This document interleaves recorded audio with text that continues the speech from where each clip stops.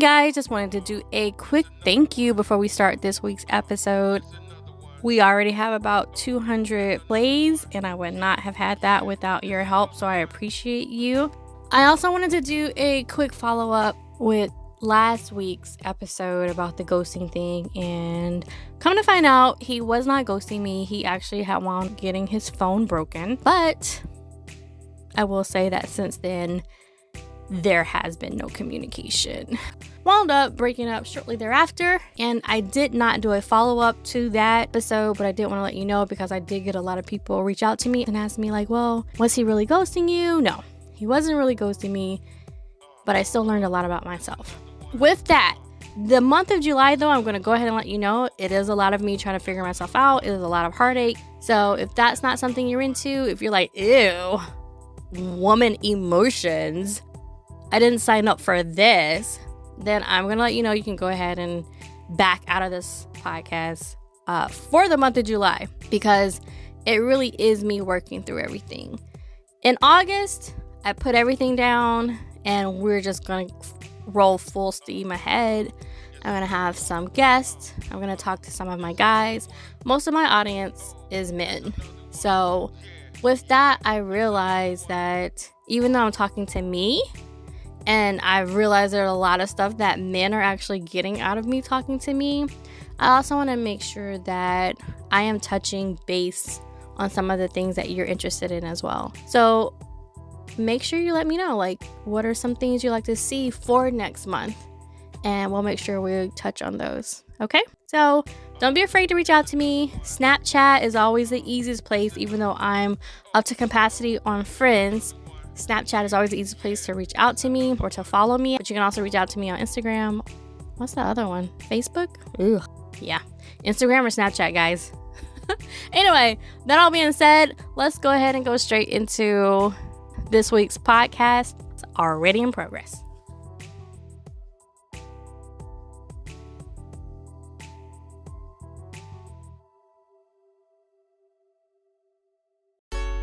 Welcome to Hello Me, It's Me, Vulnerable AF, a podcast hosted by Nikki D. Lovely.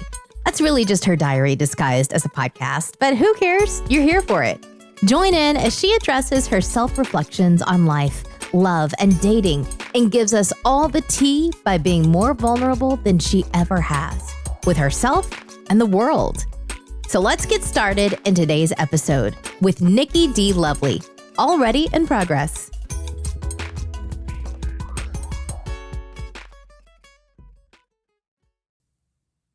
Man.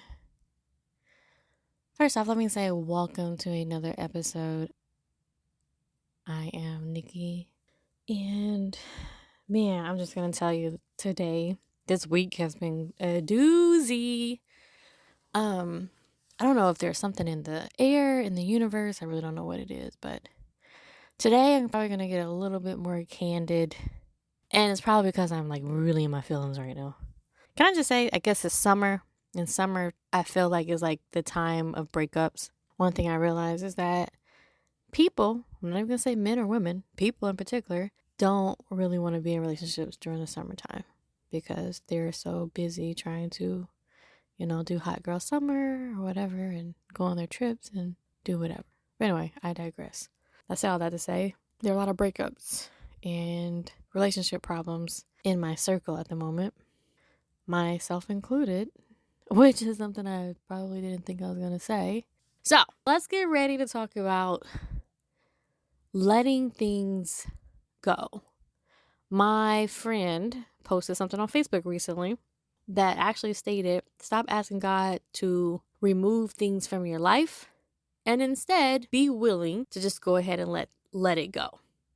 Right? So a lot of times we get on our knees and we pray and we say, God, if this thing isn't for me, please remove it from my life.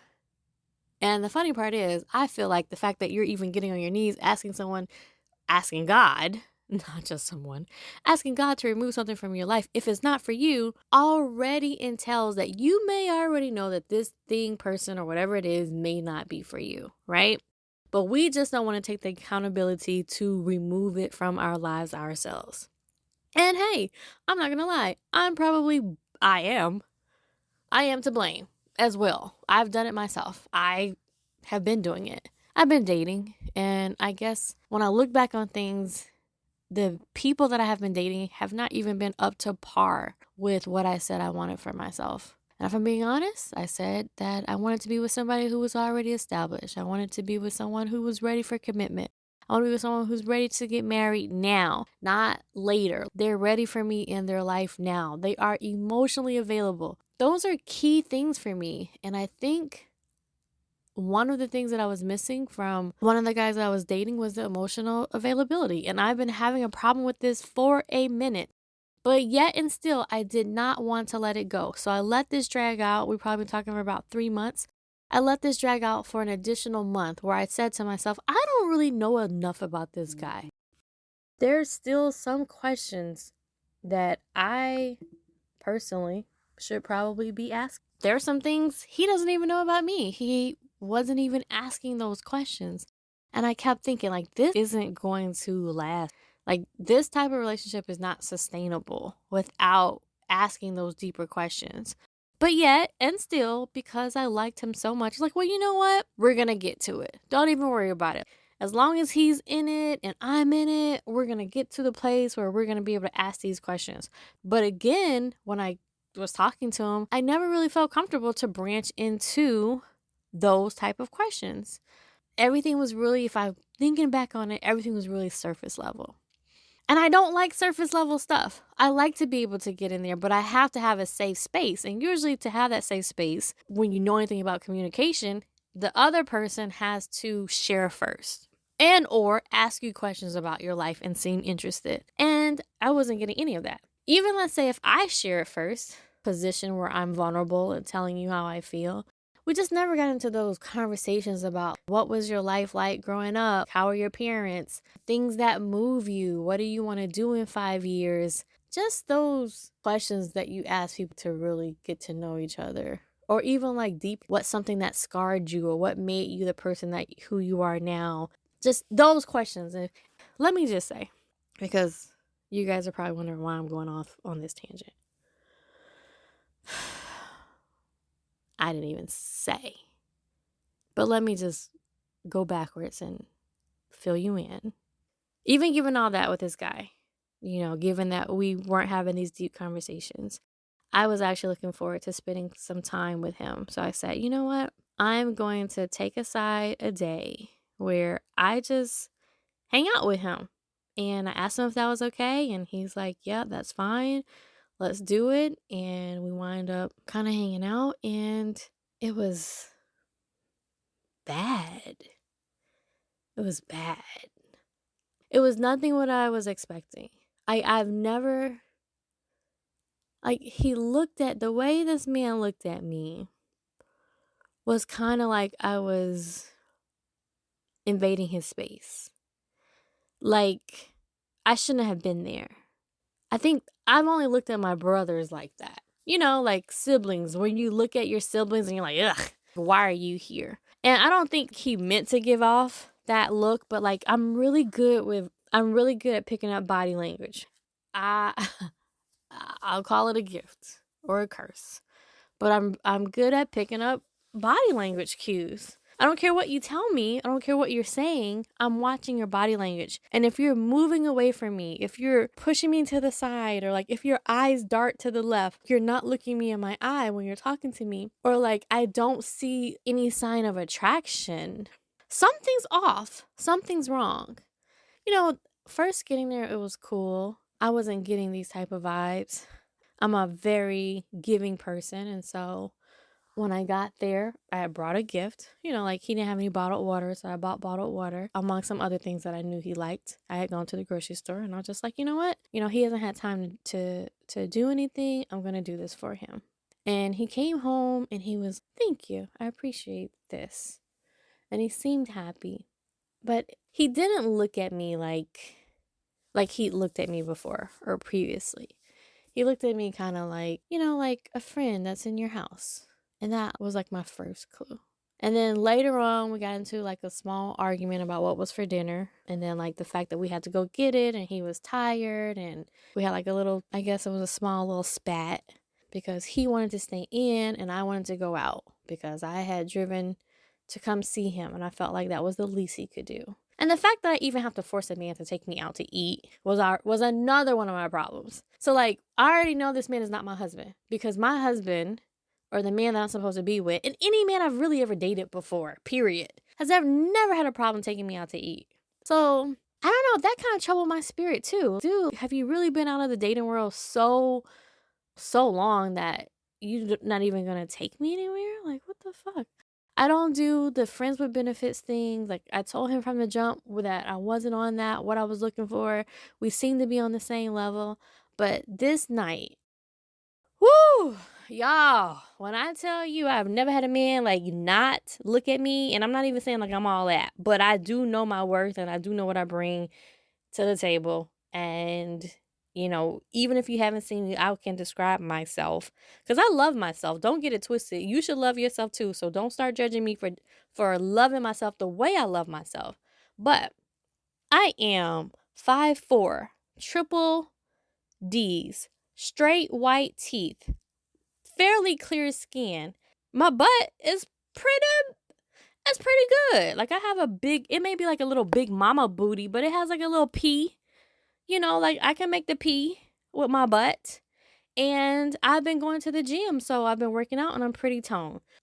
And he told me he was attracted to me before because, you know, we've had our moments together. But this time, something was off. Something was off. And typically, like I say, I feel like that type of stuff is off when you're talking to somebody else or you're with somebody else.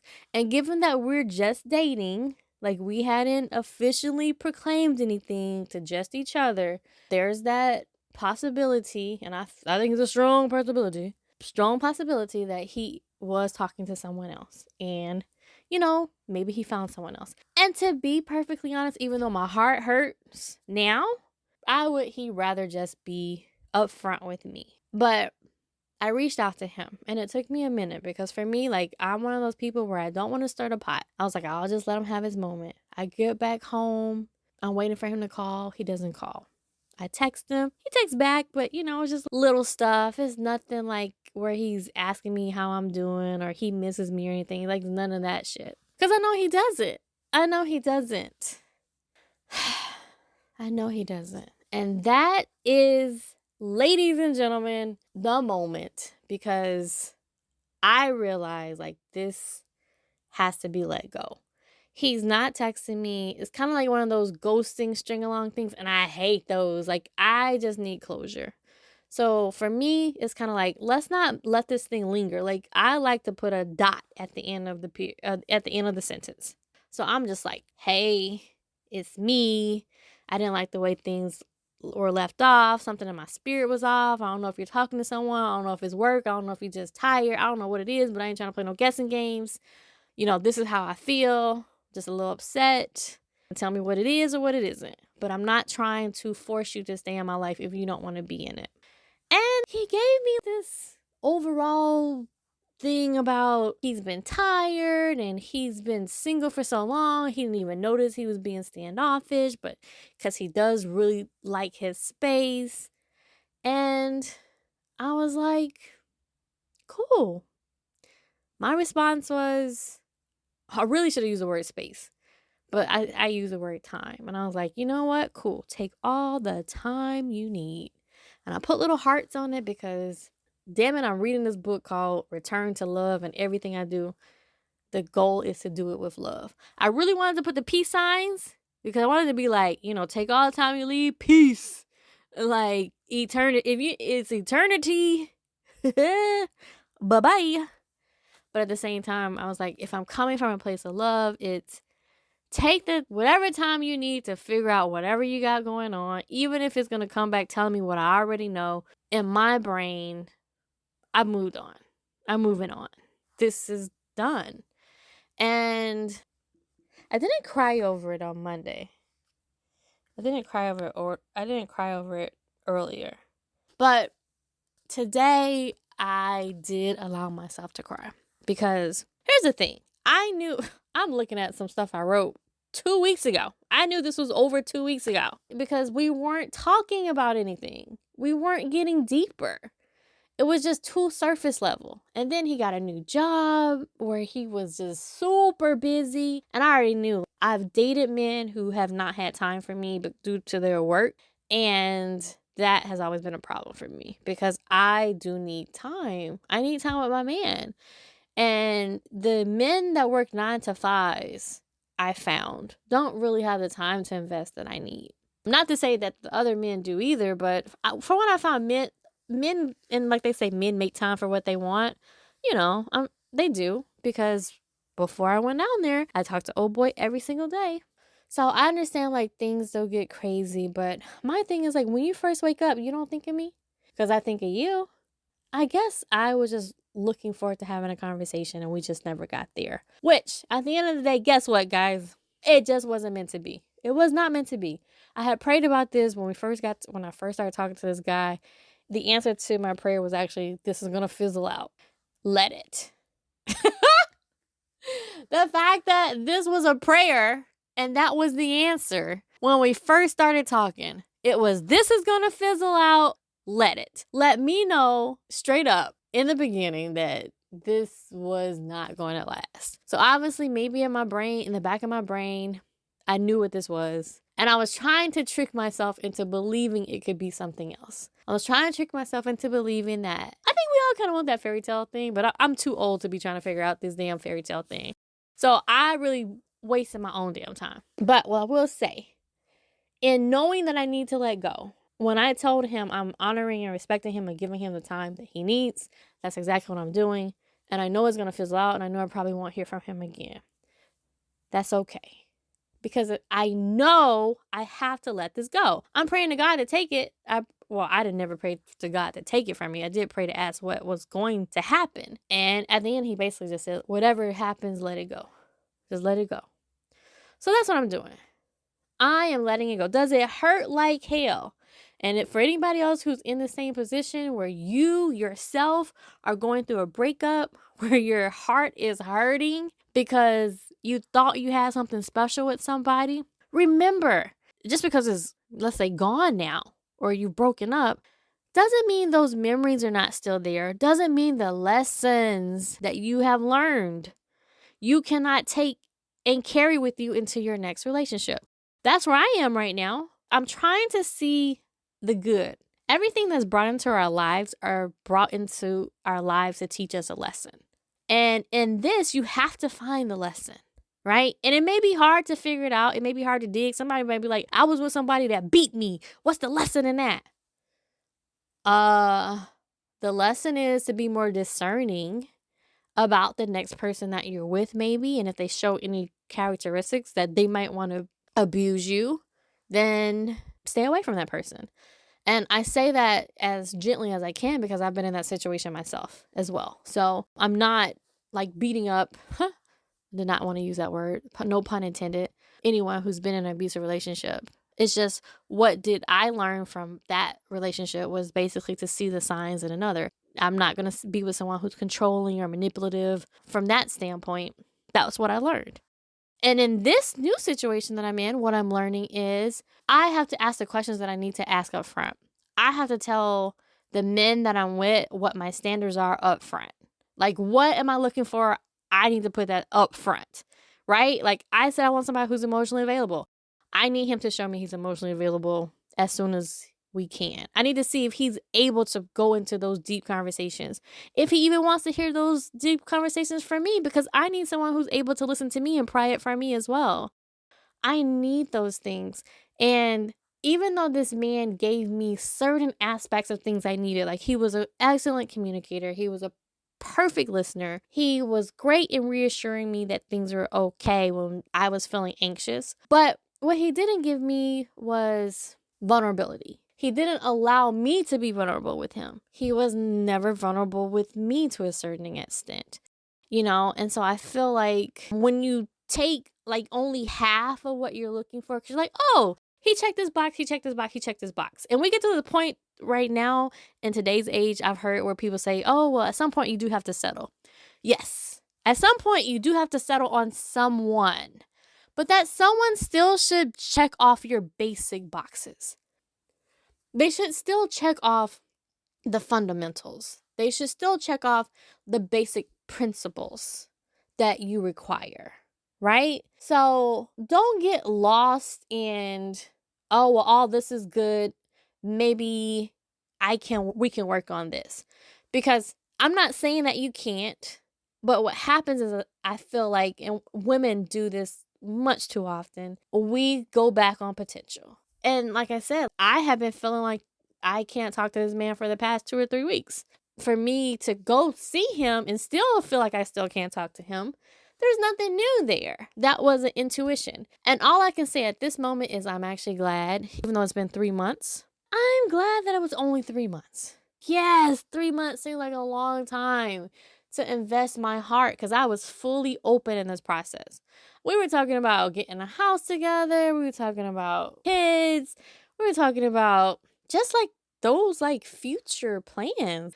Typically, you don't talk about those things with just anybody. So to hear it come out of his mouth and then for him to just snatch it all back in one day. Let me tell you, I saved this man as my peace.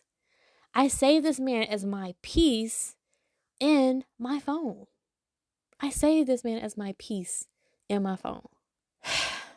And this past week has been not that. This past week has been heartbreak. This past week has been tears. This past week has been feeling like I've been a bit bamboozled. But I mean, the only person that bamboozled me was me, if I'm being completely honest. Because all the signs are there that this was probably not going to work out. But I was just so confident that we could overcome whatever. But I really went against some things, like his background and stuff. I have this thing where I don't like talking to people who don't talk to family members or like any family members unless they've kind of been through therapy and there's a reason behind it. And there was some issues there with that. And I decided to ignore them. I'm going to stick pretty true and clear from this point forward. Like, I think the beautiful thing about letting go of things, again, is the lesson in what you let go of. Because there's a lesson in everything. And you got to find it. You got to look on the brighter side of things and you got to just figure out what's the lesson here. So if I'm going to talk to me, from me, for me, I would say to me, you found a lesson. You know what the lesson is. And if you think about it, 3 months, basically you went to school to learn how to tell the next person to treat you. You went to school for 3 months to learn how not to waste as much time. You're not going to waste 3 months next time. I can assure you that. You're going to ask the questions you need up front to see how vulnerable this person is going to be with you the next time. You're not going to just be stagnant. You're not going to just sit around and wait for that person to hit you up, or you will feel okay hitting that person up. It will be like a two-way street. There are a lot of things I do differently. There's a lot of things I do differently, honestly. I wouldn't have any demands on him because I had this one demand where I was, I just need to talk to you every day. I honestly think that's a reasonable demand. I used to have a thing where I didn't care whether or not I talked to a person every day, but I also realized I didn't care if I didn't talk to a person every day if I didn't care about the person. When I care about the person, I do want to hear from him every day. But what I realize is, like they say, let people do what they want to do to see what they would rather do. Instead of me telling him, I want you to contact me every day. Then to me, I feel like it became a chore. And honestly, after I said it, I wanted to take it back because I was like, ugh, no. But then I wanted to see if he was going to do it. And then he did it. And then I was, how do you bring this up? And I kept waiting. I was like, just wait. The next time you see him, you guys can have a conversation. Next time I saw him, I wouldn't bring it up. So the other lesson that I've learned is bring up the shit then when you're thinking about it. Just bring it up. Just put it out there. Just let them know what's up.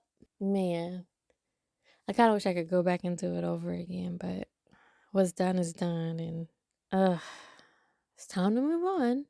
Honestly, the other thing is I know God has my husband somewhere after I have been obedient to him and done what he's told me to do. And for the longest time, Nikki, I'm talking to you, for the longest time, he has told you what you have needed to do. And yet you have not done it.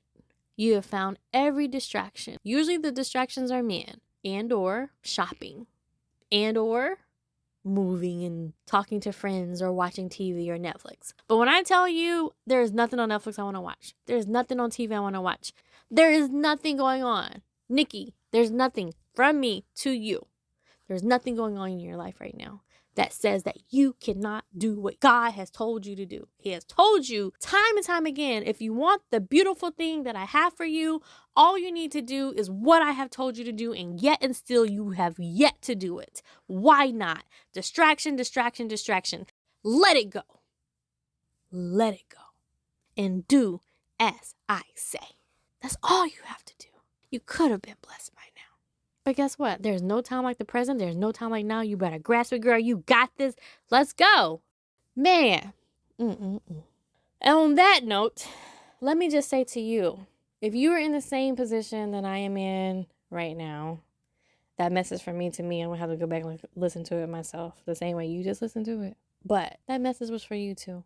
If there's something that you are not letting go of, if you are entertaining things that you probably shouldn't be entertaining right now, if God has told you you need to be doing something and you still haven't done it yet, maybe it's time to let the other stuff go and do what he told you to do. The funny part is I'm not a very religious person. I do believe in God, I believe in a higher power. But, there's some people who are very religious when it comes to that type of thing. I'm very spiritual. I believe that God is with me and that he watches over us.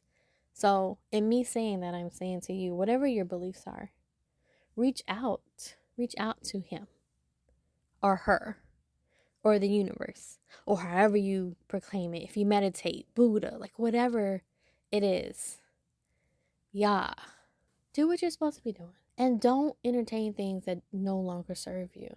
If it's time to let it go, let it go. Get somewhere where you can heal. Allow yourself a cry day. Like I have my cry day today, and tomorrow I'm not crying anymore. I got work to do, okay? Allow yourself a cry day, and then tomorrow we got work to do, okay? Gonna let it go. You feel me? You got me? Okay. Good. We good? Good. All right. That's all I got to say about that. I wish you a wonderful, wonderful, wonderful, wonderful, wonderful night or morning or whenever you're listening to this. Just remember what I said and remember to stay true to yourself. And with that, I will say, I love you. I love you so much. Make sure you love yourself the same way that I love you. Bye. Thank you so much for joining me for another episode of Hello Me, It's Me with Nikki D. Lovely. Just remember, you can't change who you were yesterday, but you can always learn and grow to become a better version of yourself today. So make sure you do the mental work today for the future you tomorrow, and I will see you next week. And in the meantime, make sure that you check me out on my Instagram at Nikki D. Lovely or _broke_mama. You can also find me at nikkidlovely.com and check out my book, No F Boys Allowed. I also have a poetry book coming out pretty soon, so just a little shameless plug. But either way, I will see you guys next time, and thanks again.